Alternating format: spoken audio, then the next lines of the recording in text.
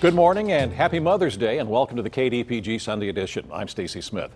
It has been called the Forgotten War. The Korean War began 68 years ago when 75,000 soldiers from the North Korea crossed the 38th parallel between the pro-Western Republic of South Korea and the Soviet-supported Democratic People's Republic of North Korea. 3 years later, almost 34,000 American military personnel had been killed. A 1953 armistice ended active combat, but without a formal peace treaty. Today, 7,800 Americans are still unaccounted for, and more than 28,000 American military personnel and their families remain stationed in South Korea. Against this backdrop, President Trump prepares to meet North Korea's President Kim Jong-un in Singapore on June the 12th for historic summit talks. And this past Thursday, the president welcomed home 3 Korean Americans who were freed by North Korea after more than a year of captivity. Mola Lingyi of CBS has more on their release. The former detainees raised their hands in celebration as they walked across the tarmac with President Trump after landing overnight at Joint Base Andrews. These are great people. They've been through a lot. The president first met Tony Kim, Kim Hak-song, and Kim Dong-chul on board the plane. He thanked North Korea's leader, Kim Jong-un, for letting them go after more than a year in North Korean prisons. Secretary of State Mike Pompeo helped secure the freedom of the U.S. citizens during a meeting with Kim Jong-un.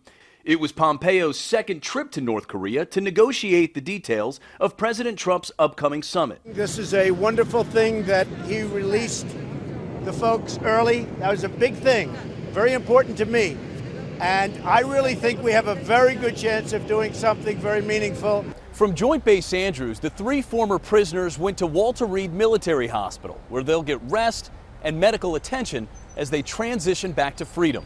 The president also took a moment to remember Otto Warmbier, the American student detained in North Korea who died last June, a few days after he was allowed to return home with severe brain damage. I want to pay my warmest respects to the parents of Otto Warmbier.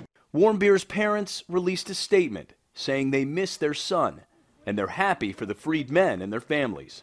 Mola Lingyi, CBS News, Joint Base Andrews. This morning on the KDPG Sunday edition, about what the release of the prisoners means and what we can expect from President Trump's scheduled talks with North Korea's president.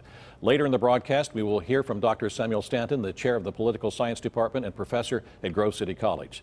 Right now, though, we welcome Pittsburgh attorney Dennis Unkovic, who recently returned from a business trip to South Korea and who has extensive experience in business transactions in Korea and other parts. Also with us is Dr. Ryan Grauer, the associate professor of the University of Pittsburgh's Graduate School of Public and International Affairs. David Tribman, the executive editor of the Pittsburgh Post-Gazette, joins us for this morning's discussion. Gentlemen, thanks so much for being with us this morning on the KDPG Sunday edition. Good morning, Dennis, Stacey. I would like to start with you. You were just over there, and you were there when the 2 presidents, North and South Korea's presidents, were meeting. Is that right? That's correct. What was the feeling in South Korea? It was surprisingly quiet. The people in South Korea have been living on the edge of the threat from the North for 45, 50 years. So they were happy that President Moon was meeting with Kim Jong-il, but there was no expectation except that let's see what happens. All right, but if they've been living like this for some time, the fact that the South Korean president was voted in, from his platform when he ran, was one that he wanted to try to start making inroads and progress with North Korea. What's sort of interesting is the previous president got into a corruption scandal. Right. And in sometime in January, February of 2017, she was replaced. Moon came in and he sort of gave a fresh look to the situation. And he said, let me see if I can open up something with the North. So frankly, I give him a lot of credit for at least the discussions that are going on now. All right, I'm still kind of interested in the fact that you say that are they just cautiously optimistic or just cautious, period, in South Korea? Well, they were very happy. Do they want it? Do they want some rapprochement with North Korea? The answer is yes. I think the Koreans would like to come together. But when you look at the economics, South Korea has 51 million people. You've got 25 million people in North Korea. It's a lot like Germany was 25 years ago before the wall came down. When you think about what it is, only 30% of the people in North Korea have electricity. And so the cost of bringing together the Koreas, I think, economically is going to be strong.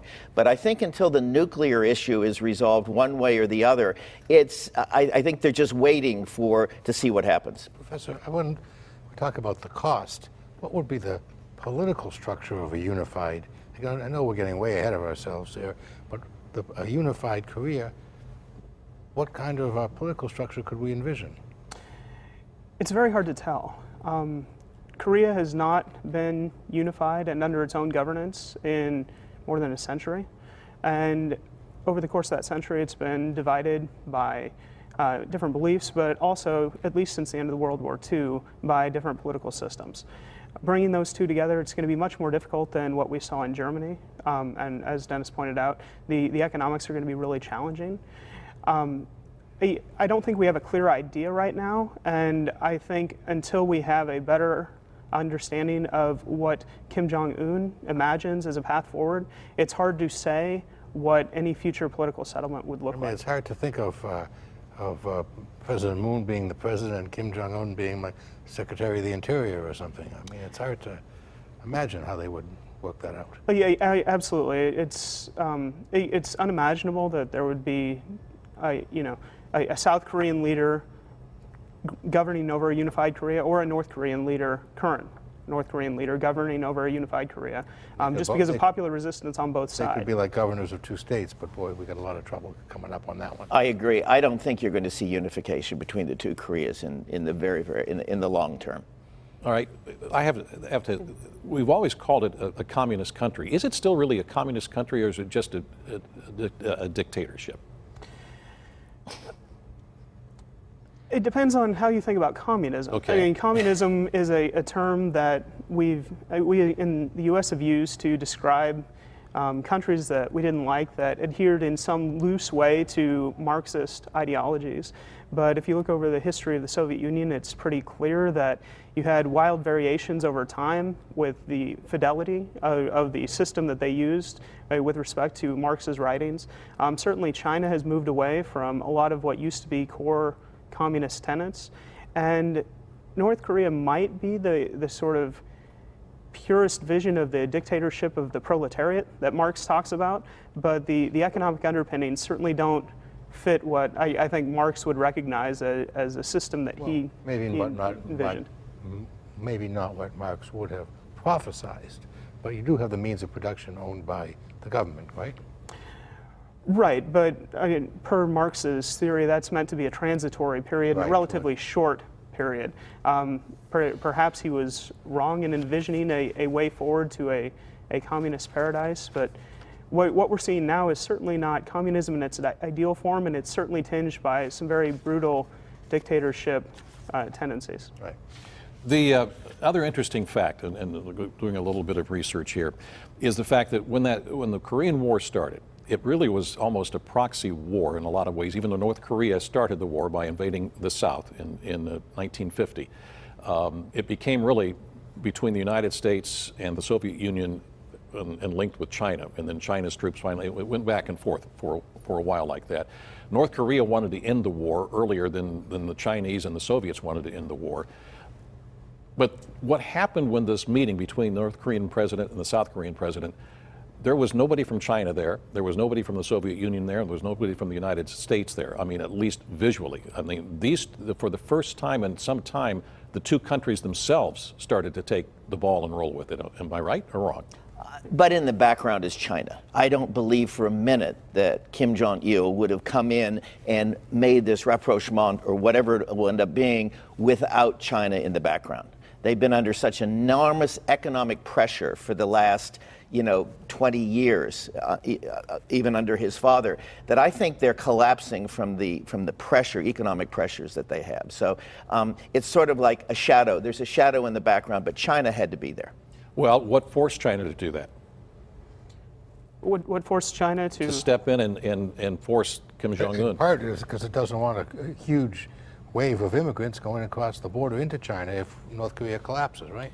Oh, yeah, absolutely. They're certainly concerned about the potential of potentially millions of refugees flowing into China. but China is also not terribly interested in having a unified Korea that, especially given the statistics Dennis was pointing out, would certainly lean towards the West, right on their border. That's not something that they would see as strategically desirable. But that's not a strategically desirable client state either. Well, when you're choosing between the worst of two bads, no decision is perfect, but a North Korean client that is at least providing some buffer, and as long as the Kim regime stays reasonably intact to hold back the refugees, that's certainly better than massive humanitarian disasters and a strategic danger on their border. But if they want this buffer, why would they force Kim Jong-un to start making progress with not only South Korea, but talking with the United States? I think the logic there has more to do with the Chinese recognition that the current way in which North Korea is operating can't continue. The Chinese have their own domestic political problems and humanitarian concerns, but they're pretty small compared to what we see coming out of North Korea. And the more and more that North Korea's sort of inherent badness comes known to the world, the more difficult it is to hold back on sorts of economic pressures and sanctions that might increase the pressure on the regime to collapse under unideal circumstances from a Chinese perspective. We don't have a lot of time. I just want to get this one question in before Dennis leaves, if that's all right, David. And that is that the South Koreans, some of the people in the South Korean government have suggested that President Trump should be given all the credit for bringing the two sides together. And they've, to the point that clearly credit goes to President Trump and that he had been determined to come to grips with this from day one.